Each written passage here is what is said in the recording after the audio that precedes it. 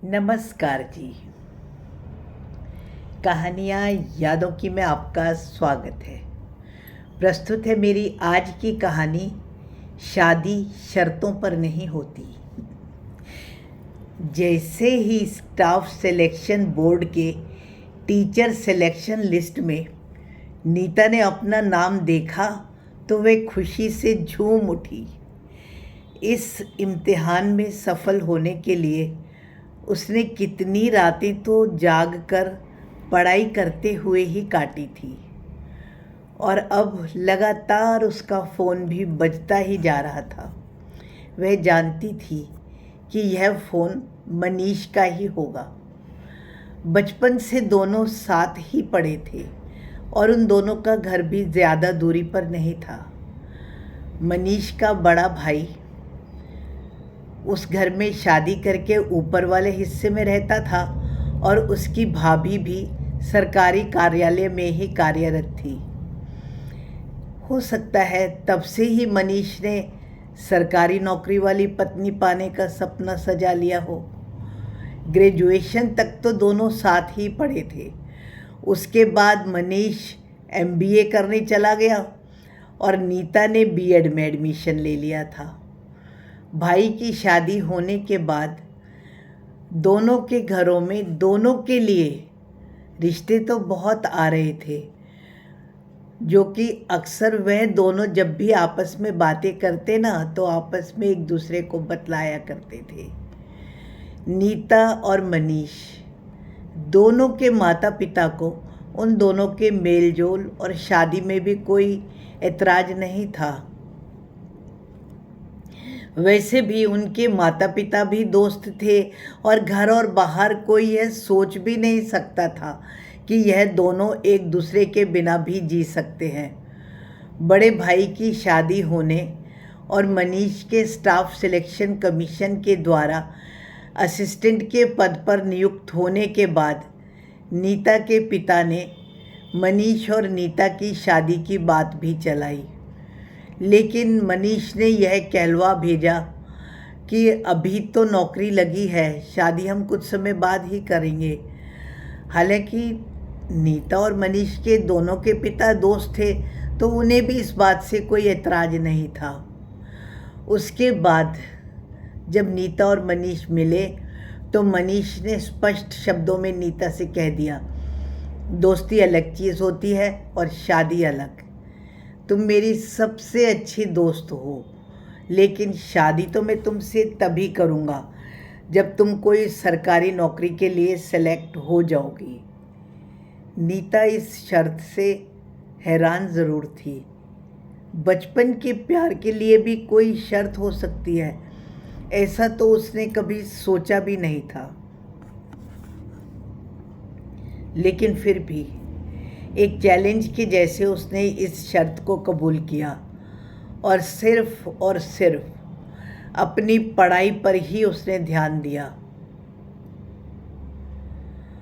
इस बीच में मनीष और नीता जो हर वक्त बातें करते थे, रोज़ मिलना ज़रूरी होता था, उन लोगों ने इन सब बातों पर भी ध्यान छोड़ करके नीता ने अब सारा का सारा ध्यान अपनी पढ़ाई पर ही दिया और आज सिलेक्शन बोर्ड का रिज़ल्ट देखकर खुशी के मारे उसकी आंखों से आंसू भी छलक आए। पर लगातार मनीष के बजते हुए फ़ोन को उसने उठाया और शाम को दोनों ने उसी पार्क में मिलने का वादा किया जहां वह सदा से मिलते आए थे। मनीष ने नीता को मुबारकबाद दी, उसे बहुत बड़ा फूलों का गुलदस्ता देते हुए बातों ही बातों में अब जल्दी ही शादी करने की इच्छा भी जाहिर की।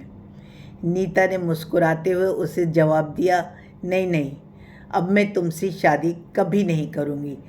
हालांकि यह बात भी उतनी ही सच है कि यह इम्तिहान भी मैं तुम्हारे ही कारण सफल कर पाई हूँ, क्योंकि अगर तुमने यह लक्ष्य ना दिया होता ना तो शायद मुझ में पेपर पास करने की इतनी लगन नहीं जगती।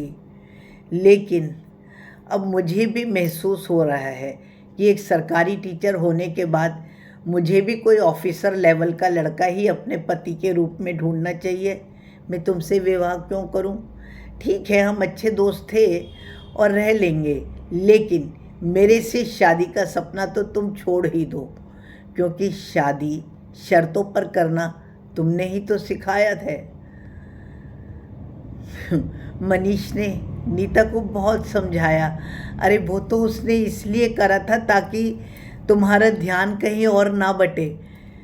तुम्हारा एक लक्ष्य था, हम दोनों का ही तो लक्ष्य था, एक सरकारी नौकरी पाने का। तुमने जब बीएड करी थी तुमने ही तो ये लक्ष्य अपने लिए रखा था, मैंने तो सिर्फ इसलिए। लेकिन नीता ने मनीष की एक भी नहीं सुनी और वह बस उसके चेहरे पर आते जाते भावों को देख रही थी। मनीष की उदासी भी वह महसूस कर रही थी। हालांकि मनीष अब भी गिड़गिड़ाते हुए उसे यही समझाया जा रहा था, पर जब नीता ने सपाट शब्दों में कह दिया अगर वह कोशिश करता तो वह शादी के बाद भी पढ़ाई करके पेपर क्लियर कर सकती थी, मनीष उसे कुछ भी समझाने में असफल रहा। तो वह जाता हुआ उदास मन से शून्य में देखता हुआ आत्म मंथन कर रहा था और अपने घर जब वह पहुंचा तो उसने देखा कि नीता के माता पिता नीता का रिश्ता लेकर उसके घर आए हुए थे। दोनों पक्षों की सहमति तो बहुत पहले से ही थी। नीता के पिता ने मनीष के सर पर हाथ फेरते हुए उसे उपहार स्वरूप कुछ पैसे देकर रोके की रस्म भी पूरी करनी चाहिए। तो मनीष के यह पूछने पर क्या आपने नीता की सहमति ले ली है, हंसते हुए उसके पिता ने कहा, उसी ने ही तो मुझे तुम्हें यहाँ भेजा है। तुम दोनों के मन को हमसे बेहतर कौन जान सकता है।